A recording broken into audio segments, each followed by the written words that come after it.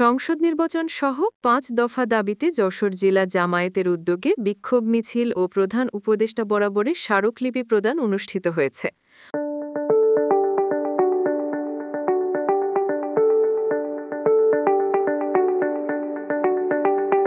রবিবার ১২ অক্টোবর ২০২৫ বেলা ১২টায় যশোর জেলা প্রশাসকের কার্যালয়ে জেলা প্রশাসক জনাব আজহারুল ইসলামের হাতে স্মারকলিপি তুলে দেন জেলা জামায়াতের নেতৃবৃন্দ। অনুষ্ঠানে সভাপতিত্ব করেন যশোর জেলা জামায়াতের আমির অধ্যাপক গোলাম রসুল। প্রধান অতিথি হিসেবে উপস্থিত ছিলেন যশোর ১ অর্থাৎ শার্শা আসনের সংসদ সদস্য পদপ্রার্থী মাওলানা আজিজুর রহমান। বিশেষ অতিথি হিসেবে উপস্থিত ছিলেন যশোর ৫ অর্থাৎ মনিরামপুর আসনের সংসদ সদস্য পদপ্রার্থী অ্যাডভোকেট গাজী এনামুল হক।